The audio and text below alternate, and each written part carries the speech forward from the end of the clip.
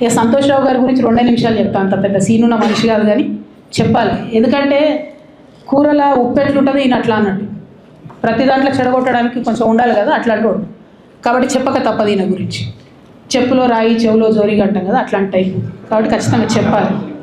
విషయం ఏంటంటే ఈయన ధనదాహం ఎట్లాంటిదంటే సంతోష్ రావు గారిది, రామన్న కాన్స్టిట్యున్సీ, కేటీఆర్ అన్న కాన్స్టిట్యున్సీ నేరెళ్లలో ఇసుకలారీ గుద్ది ఒక దళిత బిడ్డ చనిపోతాడు. సరే దాని మీద పాపం అక్కడ ఆ రోజు అందరు యాజిటేషన్ చేస్తే ఈయన సంతాన అడ్వాంటేజ్ ఏంది, ఇక్కడ కూర్చుంటాడు కదా సార్ దగ్గర, సీఎంఓలకి వెళ్ళి ఫోన్ చేసి అక్కడ ఉన్న పోలీసు వాళ్ళందరినీ ఒత్తిడి పెట్టి 7 దళిత బిడ్డల్ని కొట్టినరండి. 3-4 సార్లు 3rd డిగ్రీ వేస్తే ఇలా 7 కుటుంబాలు కూడా వాళ్ళు ఎందుకు కూడా ఏ పని చేసుకోలేనటువంటి పరిస్థితులలో ఆ దళిత బిడ్డలు ఉన్నారు. అది మొత్తం రాజకీయంగా బ్లేమ్ అంతా రామన్న మీదకి వచ్చి, ధనదాహమేమో సంతన్నది, నేరం చేసిందేమో సంతన్న, వీడికెళ్ళి ఫోన్లు చేసి ఒత్తిడి చేసి కొట్టిపించిందేమో సంతన్న, చెడ్డ పేరేమో రామన్నకు వస్తుంది.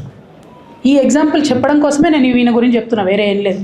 ఇక సరే టానిక్ వీనిక్ ఈ వీటిలో వచ్చిన కేసులు ఏమవుతాయి, రేవంత్ రెడ్డి గారు ఆర్భాటంగా ఒక అనౌన్స్మెంట్ చేస్తారు. నేను ఇంతకుముందు చెప్పిన కదా మ్యాచ్ ఫిక్సింగ్ ఎట్లుంటుందంటే 1 డే న్యూస్ అవుతుంది, టానిక్లో ఈయన మీద కేసు పెట్టిరారు, 3వ రోజు పోలీసు వాళ్ళు ఎఫ్ఐఆర్ కొట్టేసారు. అది మీరు ఇంకా కనుక్కోండి, కాజ్ చేసేసారు, కేసు మూసేసారు. ఏం అండర్స్టాండింగ్ ఉంది, ఎందుకు మూసేసారు? At the same time Harithaharam, తెలంగాణకు హరితహారం అని పెద్దలు కేసీఆర్ గారు పెద్ద కళతోని 230 కోట్లు అక్కడ గోబీ డెజర్ట్ల వాళ్ళు చెట్లు పెట్టి చైనాను కాపాడుకున్నారు. మనం అదే స్థాయిలో తెలంగాణను బాగు చేసుకోవాలని పెద్దసారి హరితహారం అని పెడితే ఈయన దానికి నకిలీ ప్రోగ్రామ్ గ్రీన్ ఇండియా ఛాలెంజ్ అని పెడతాడు. తెల్లారులేస్తే సినిమా వాళ్ళని తీసుకురావాలి, రోజు ఒక ఫోటో వేసుకోవాలి. దాని వెనుక ఉన్న కుట్ర ఏంటంటే జీవో అమెండ్మెంట్ అవుతుంది సంతోష్ గారి గురించి. ఆ ఫారెస్ట్లను 10% ఇన్కమ్ ఎవరన్నా ఇస్తే అమ్యూజ్మెంట్ పార్క్లకు ఇస్తారన్నట్టు, దానికోసం జీవో అమెండ్ అవుతుంది.